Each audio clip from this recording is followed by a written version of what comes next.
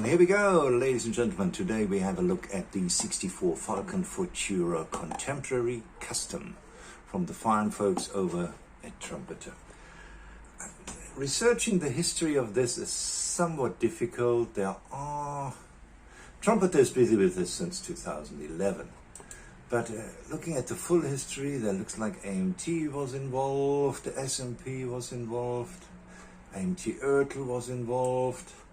But looking at the kit itself, it doesn't look like a 1960s kit. The reason I know this because this is the second time I'm doing a review on this kit, because the first one I deleted from my phone in my unbelievable wisdom. So I'll have to do it again. Here we go. Let's have a look at the 64 Falcon Futura Contemporary Custom from the fine folks over at Trumpeter. Apparently highly detailed. Here it gives you the measurements right over here. On the side gives you how it can look with the wraparound window. Here we go. That's all they're showing. There we go.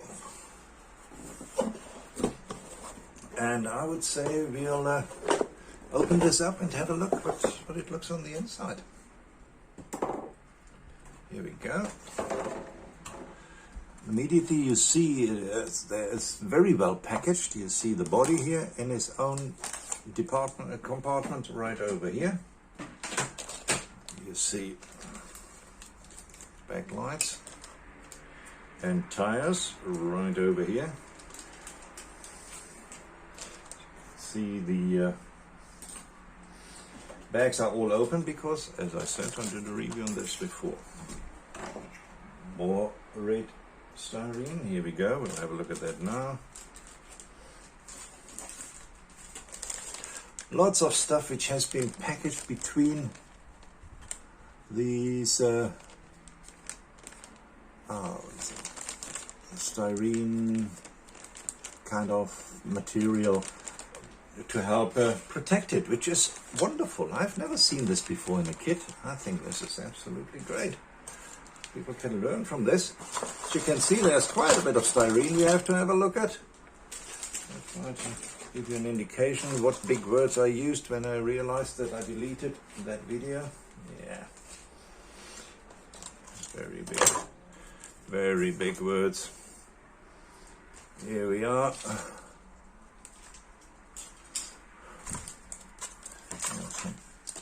Here's another one.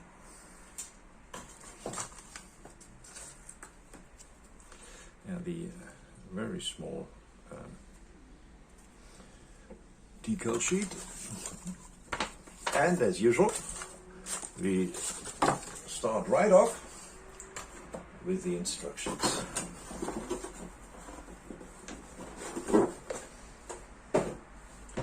And here we are. 64 Falcon Futura is around about A4 size or letter size, printed in landscape.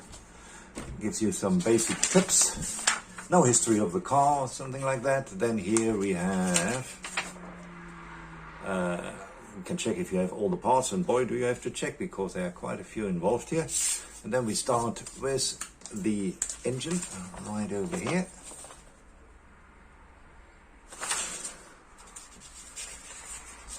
Looks like you might have different options here. Suspension. And it gives you the colors written out. Yeah, look, this is not a 1960s sheet here. So even if the original kit might have been from the 1960s and from AMT, this particular instruction sheet has nothing to do with that, that's for sure. So Trumpeter have certainly then given it up. To be quite honest, I don't think that kit has a lot to do with the 1960s AMT kit. Wow. So you can see instructions look very comprehensive. That's no problem. Here you go. Body goes together. Here is your very futuristic dashboard assembly. Right over here, it's a nice long sleek car, wheel assembly, tank apart, and then you put everything together like this. And there are different ways to do this. You'll see you can either make it a 4-seater with the normal big windshield, or you can make it the Futura, which then makes it a 2-seater, and you have the smaller streamlined windshield, which makes it look like this. Here you go. Right, had a look at that, so we can start having a look at the decal sheet. This should be over quickly. Just trying to get this tape off here.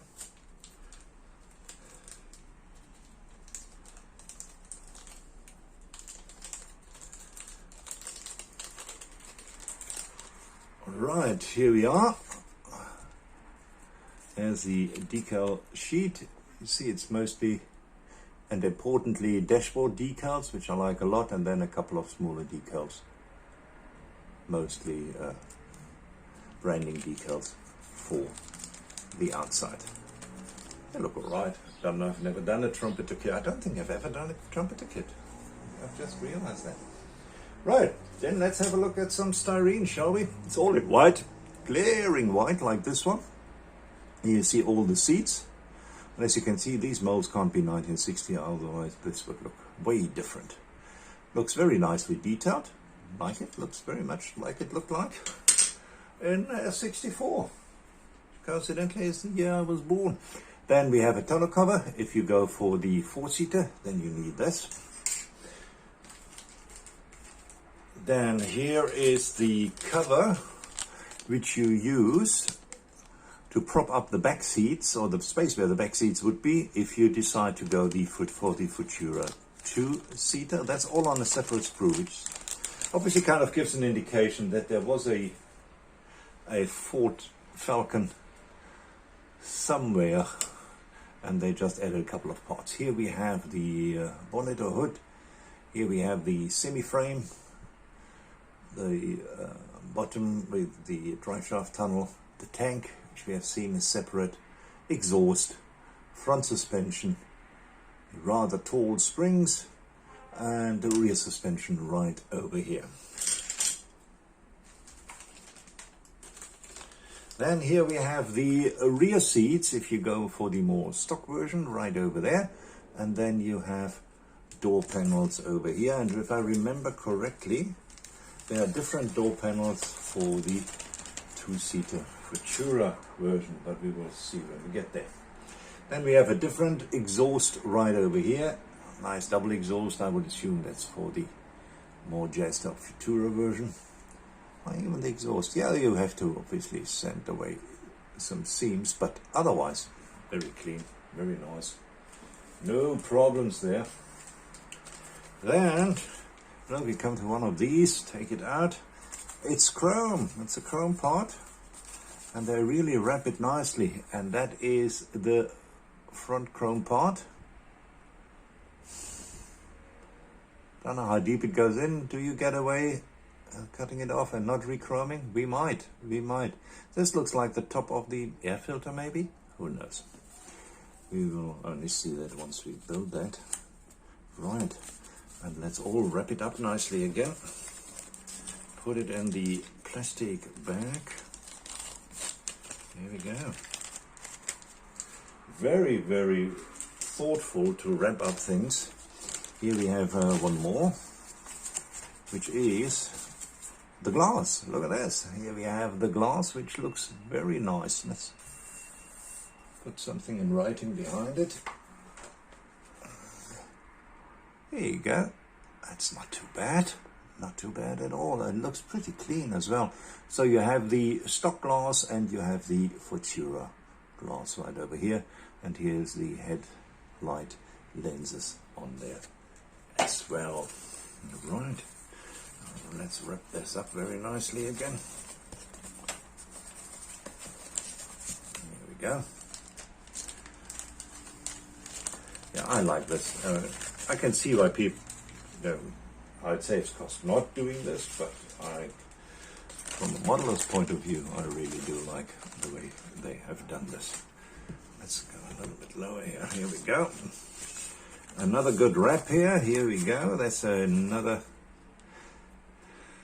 the different front grille right over here, probably more stock. There's a steering wheel in chrome, never understood that. You have the rather modern wheels over here, and then the more standard wheel covers over there. We have valve covers over here, air filter cover over there. And you must decide for that air filter cover, for example, should have been connected at the bottom, but it has been connected on the side, so if you clean it up, your chrome will be done there. So some parts will probably need to be re-chromed, but that has become a standard procedure for me, and I'm sure for many of you as well. And then let's have a look at this one, which I think is the last chrome tree. Here, some different wheels, stock wheels, the wheel covers, some other interesting parts which I can. There are other different valve covers. You have the shifter, two different shifters, a Hurst shifter and the standard shifter, and mirrors. Look at the mirrors, very sweet right over there. There's a handle, one. Only see one handle. Sure, there must be another one. Maybe it's on a different sprue. Right, and the antenna, of course, very important in those days. So.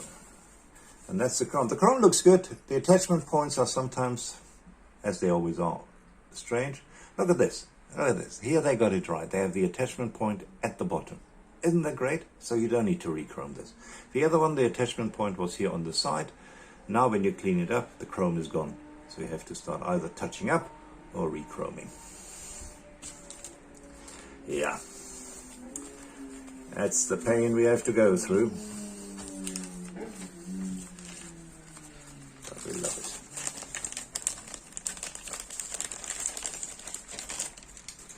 Right, let's repack this.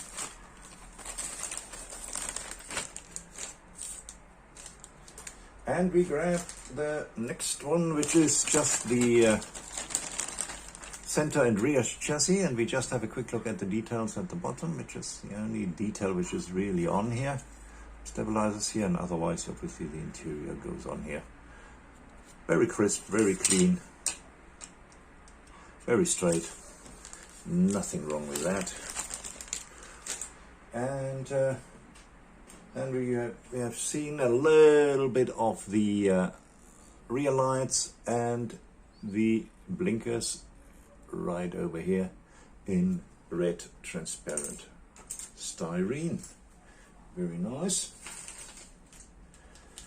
Then we have a couple of smaller ones. Here we have the stock steering wheel with some stock valve covers, stock air filter right over here.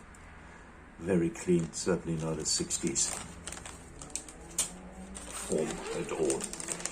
Here we have a look at the dashboard.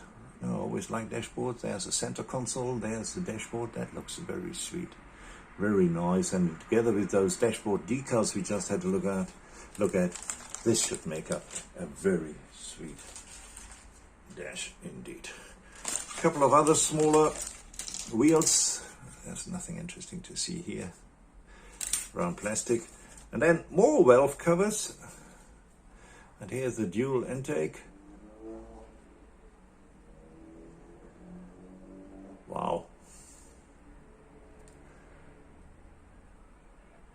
Was it dual 4 barrels? Boy, oh boy. This thing passed everything but a petrol station, that's for sure. Right. Then here we go. As I said, as I remembered in my old brain correctly, the inside covers are different if you choose the two-door and the four-door. One takes the longer ones, one takes the shorter ones.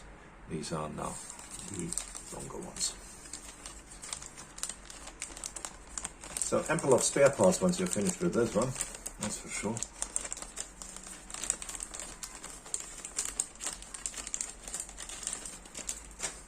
Right, and then last but not least, a couple of screws in this bag, which is engine. Let's take this out of the way so the camera doesn't get a fit.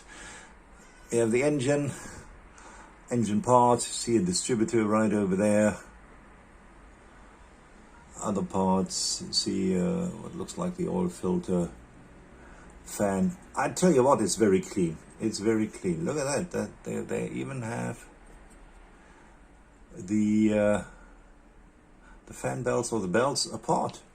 So they are apart and then go over stuff on the engine, stuff on the front cover. There's no...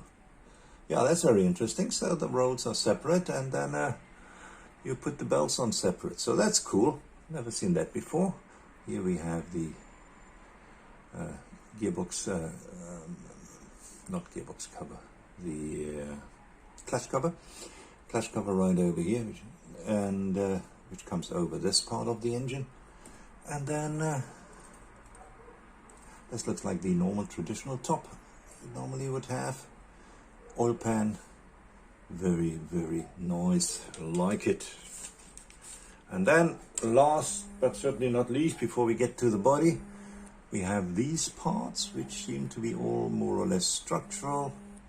This is obviously the air intake for the bonnet. Here is the radiator. This part probably goes on there. Firewall, I would assume, right over here, and some other structural parts, inner fenders, if I have to guess, right over there. There's the battery, right over here.